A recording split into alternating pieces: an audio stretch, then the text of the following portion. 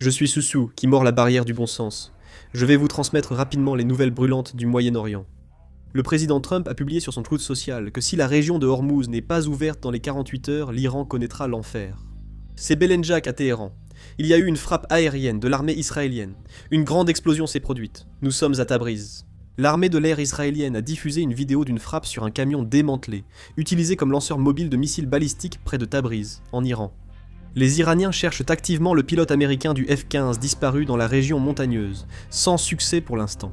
Nous sommes dans le centre d'Israël, après une attaque de missiles balistiques iranienne. Cela a entraîné de nombreux blessés parmi les civils. Nous sommes au centre d'Israël. Les attaques iraniennes aux bombes à sous-munitions continuent. Dans la région d'Israël, les dégâts causés par les missiles iraniens continuent d'augmenter. Le système de défense aérienne fonctionne, mais il ne peut pas tous les intercepter. Nous sommes à Tyr, au Liban. Il y a eu une frappe aérienne israélienne. Une attaque aérienne de grande ampleur a été menée.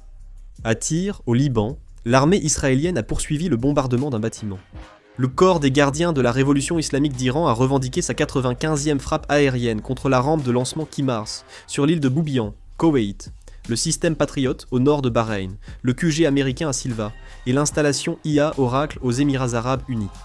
Récemment, au Liban, un drone FBV du Hezbollah a attaqué des équipements de l'armée israélienne.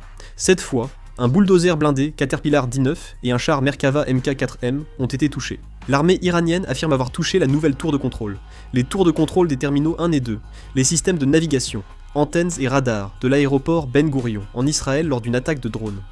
2 avions de sauvetage, HC-130J, combat King 2 de l'armée américaine, ont quitté la base de Stuttgart vers le Moyen-Orient, indiquant que les recherches du pilote du F-15E disparu se poursuivent et pourraient s'intensifier. Le HC-130J est notamment utilisé pour soutenir le ravitaillement en vol des hélicoptères de sauvetage HH-60 Pavhawk. Le département d'État américain a annoncé l'arrestation aux États-Unis de la nièce et de l'arrière-petite-fille du général Qassem Soleimani. 2 personnes ont été arrêtées vendredi après que Marco Rubio leur a retiré leur statut de résident permanent, selon le département d'État américain. Le ministre iranien des Sciences a affirmé que plus de 30 universités iraniennes ont été attaquées lors de la guerre avec les États-Unis et Israël.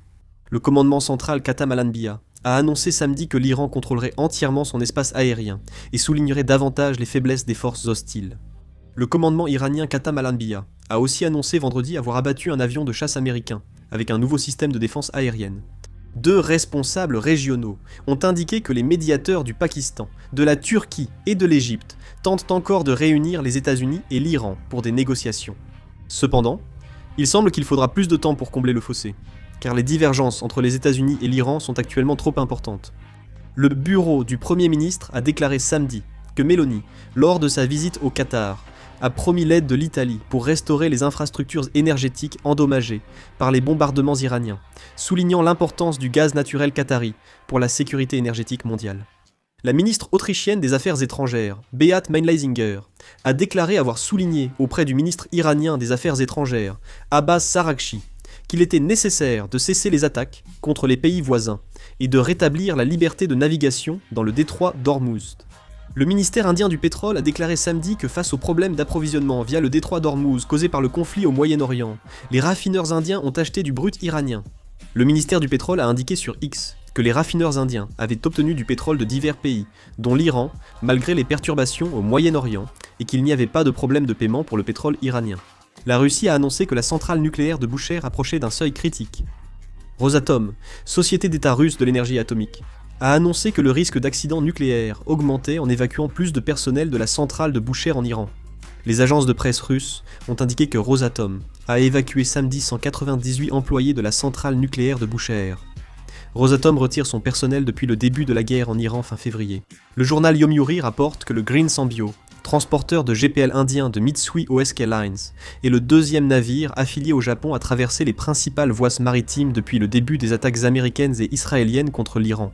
Le Yomiuri, citant Mitsui, a indiqué que le Green Sambio avait quitté le golfe Persique pour l'Inde et que tout l'équipage était sain et sauf. Le premier ministre slovaque, Rupert Fico, a déclaré dans un communiqué publié après une conversation téléphonique avec le Premier ministre hongrois Viktor Orban que l'Union européenne devait lever les sanctions sur les importations de pétrole et de gaz russe, rétablir le flux de pétrole via l'oléoduc Druzhba, et mettre fin à la guerre en Ukraine, afin de faire face à la crise énergétique provoquée par la guerre avec l'Iran. Les pays européens sont prêts à envoyer des dragueurs de mines dans le détroit d'Ormuz après la guerre. Si j'ai d'autres infos, je ferai une vidéo et la mettrai en ligne. Je vais terminer la vidéo. Merci. Ja?